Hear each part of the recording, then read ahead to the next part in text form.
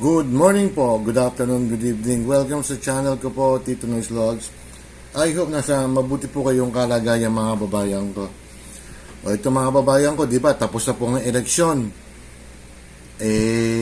Dun sa Malangsa, sa alyansang bagong lipunan ba yun? Bagong Pilipinas. Itong si Congressman Toby Chanco mga babayan ko. Nagsalita po, kasi di ba nga ang natalo po sa kanila is limang alyansa. Sino ba yun? Si Abi Binay, Rebilla, Abalos, Tolentino, at si Pacquiao mga babayan ko. Although parang sa alyansa, 5 rin ang nanalo. Cayetano, Pia, Lito Lapid, Soto, sino pa ba? Si Lacson mga kababayan ko. At sino pa ba? Nakalimutan ko isa eh. Basta alam ko 5 rin eh. 5 nanalo sa kanila mga kababayan ko eh. Ito, sinabi ni Congressman Chanco, kaya siguro, hindi di umano totoo ito naman eh. Kaya siguro natalo po yung mga alyansa, yung ibang mga kandidato dahil doon sa nangyari. Diyos ko, ikaw ba naman in-impeach si BP Sara. Pangalawa, pinaaresto illegal, kidnap si Pangulong Duterte, dating Pangulong Duterte mga kababayan ko. Ang dahilan po pala mga kababayan ko, yung budget release. Pag di pumirma, walang budget. Yun ang sinabi ni Toby Chanco mga kababayan ko. Meron naman nagde-debunk itong si Garin, si Congresswoman Garin ng Iloilo. Hindi naman daw ganon. Ganun ba, Congressman Garin? Sino ba maniniwala sa inyo? Kayo kami maniniwala? Sa'yo, Congresswoman Garin, at saka Toby Chanco mga kababayan ko. Totoo naman talaga yung sa Caloocan niya, yung congresswoman na babae, ano ba yun? Ahon ba yun? Natalo yun buti nga. Pumirma yung mga kababayan ko. Sinabi niya mismo na, pag hindi pumirma, walang budget. Hindi niyo ba nakikita yung mga nagbibigay ng pera, yung mga ayuda? O si Kimbo, natalo mga kababayan ko. Yung Pami Zamora sa Taguig, natalo rin. Ang nanalo lang po, yung Luis Turpo, nakitang-kita naman sa video, na namibigay ng ayuda, and then, bumibili po ng boto yung mga kababayan ko. Wag niyo kaming i-GAGO. Kayo mga mambabatas, kayo totoo naman na namimili kayo ng boto, kaya iba sa inyo nanalo. At iba naman natin mga kababayan, mga nagbenta na dignidad, hindi ko sila masisisi, they need the money. Sabi ni Senator-elect, second term na Amy Marcos, base sa mga sinabi ni Kong Toby, palagay ko, panahon na para ibasura ang impeachment. Hindi man, para sa akin, huwag ibasura yun Gamitin yan, ipatawag sa impeachment court si Kong Chanco, na para sabihin niya kung anong, kasi in-interview siya ng media mga kababayan ko para sa akin, basura na ngayon, kaya lang ipatawag pa mga kababayan ko. Sabi ni Senator Amy, kasi di ba sabi niya na nasuhulan tinakot na maiipit ang budget ng mga congressman, kaya nagsipirmahan. Totoo naman, tingnan nyo yung mga ibang mga video ng mga congresswoman, mga congressman. Inaamin natin, iba nanalo. Inuulit ko, yung ibang mga kababayan natin, na benta ang dignidad nila. At ako mismo, ako'y narinig, alam niyo na, sa probinsya, kasi nakakatulong naman yung ayuda yun. Okay na, binenta niyo yung binenta yung dignidad yung karapatan niyo Kung mag-weakness, pwede ako magsampan ng kaso sa Supreme Court para matapos na yan. Si Amy Marcos, siyempre, may ang laki ng utang loob niya kay BP Sara mga kababayan ko.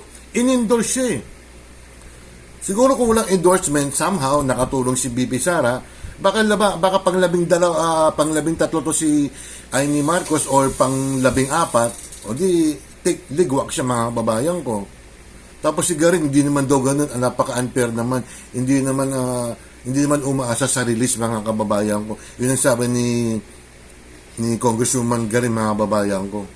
Huwag yun na kami lulukuhin kay mga mababatas kayo. Totoo naman Talaga minsan pera-pera lang yung nangyayari dyan Kita-kita sa mga video, mga buhibili ng mga ng mga boto, at kung hindi dahil kay Speaker, walang akap, walang NAICS ba yun? AX at saka tupad. Ultimo si Congresswoman-elect Luistro, sinabi niya sa video, talagang may mga budget yung mga magbabatas natin. Tapos lulukuhin nyo pa kay mga babae ko. Tama. Sa impeachment court, nako. At saka pwede ba yung sino ba yung spokesman na yun? Si Auntie Claire ba yun? Na ang gusto ni BP Sara, bloodbath? Abogado ka, Attorney Claire, Auntie Claire, hindi naman ako masyado matalino po. Nagbabasa lang po ako. Alamin niyo mo naman kung anong ibig sabihin ng figure of speech. Yun ang sinabi ni BP Sara. Kasi grabing pagbababoy nyo kay BP Sara, mga kababayan ko Yung ibang mga congressman dyan, grabing pagbababoy nyo sa mga Duterte. Tinan mo, nagtagumpay na nga kayo. Na-impeach na si BP Sara. And then, pinakidnap nyo pa nakidnap si dating Pangulong Duterte. Tapos dito sa eleksyon, nakasisiyahan pa. Sino may kasalanan nga? Sa Mindanao nga, halos di kayo pumunta. Isang lugar lang pinuntahan nyo Sinabi mismo ni Toby Chanko, yung mga kababayan ko, na hindi sila pumunta sa Mindanao kasi alam nila na medyo tagilid sila ron. Talaga naman tagilid Although may mga nanalo talagang mga pinklawan, anong magagawa natin? Ganun talaga. Di ba? Tanggapin nyo kasi pagkatalo. Kami, tanggap na namin yung pagkatalo ng Duterte. Tingnan mo, ang nakalusot lang 3. Siyam yung nawala. Siyam ba? 7 yung nawala. Although si Amy Marcos at si Villar, may nakalusot dahil sa endorsement ni Bibi Sara, mga kababayan ko. Walang pikunan. At saka isa pa, mga kababayan ko, medyo pahapyaw lang, mga kababayan ko. Ang sabi ni BBM, mga kababayan ko, kasi tapos na raw election, di ba? Tapos na election, mga kababayan ko, magkaisa na raw tayo, mga kababayan ko. Tigilan na raw yung politika. Kung di ka naman isa't kalahating naku, BBM, ewan ko sa'yo. Dapat, noong ka pa, nakipag-isa, tinride door mo si BP Sara At ang sabi mo, walang mangyayaring aresto kay dating Pangulong Duterte. Anong ginawa mo? Imposible wala ka naman. At sinabi pa ni Toby Chanko na walang kinalaman dito si Pangulong Marcos. Naglilinis kamay.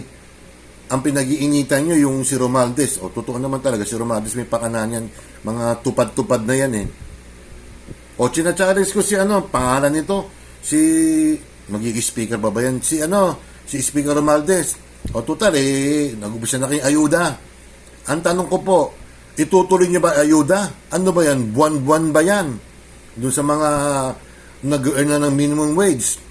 Ituloy nyo yan ng 3 years. Ewan ko na kung papayagan ni Senador Lacson niya kasi ang budget hinihimay ni Senador Lacson Although hindi ko siya binoto, senador natin siya, mga kababayan ko. Ituloy nyo yung ayudang yan. 60 billion per year. Yung mga wage earner dyan, yung mga tupad dyan, AX ba yan? Ituloy nyo yan kasi kaya ginawa nyo yan, mga ayuda-ayuda yan dahil sa eleksyon. Huwag nyo kaming gawin tango, ang kakapal ng mga pagmumukha nyo. Sabi pa ni sino ba yon? Yung Congressman Suarez. Kasi wala kang kalaban Ang nanalo po kasi is 86% dun sa mga pumirma. Ngayon? Tingnan natin sa 2028. Di ba? Parang nawala. Meron pa pala. Tama si Senador Amy Marcos, ipatawag yun si Congressman Toby Chanko para magkaalaman, totoo ba yan?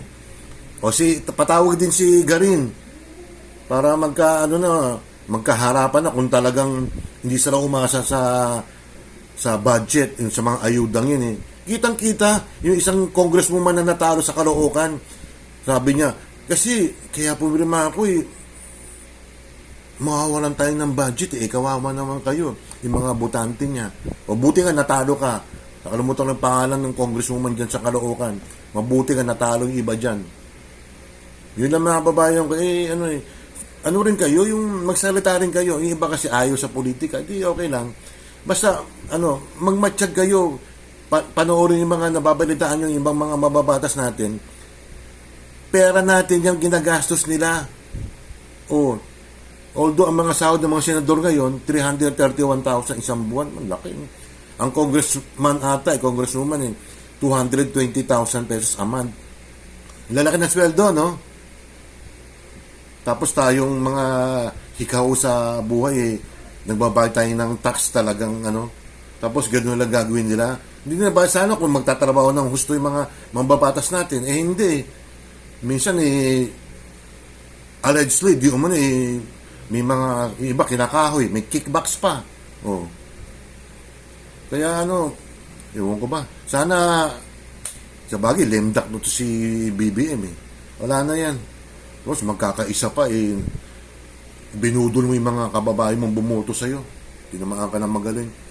Yun ang mga babae ko, shoutout sa mga kaibigan ko dyan. Wala naman yung lista ako, na-misplace ko. O sige, taga Caloocan, taga Hong Kong, taga Makati, taga Santa Rosa, sino pa ba yun? Taga Kabuyaw, taga Macau, taga Middle East mga babae ko, taga Europe, taga Taiwan, buong mundo na mga babae ko. Shoutout sa inyo. Maraming salamat po at mag-iingat kayo.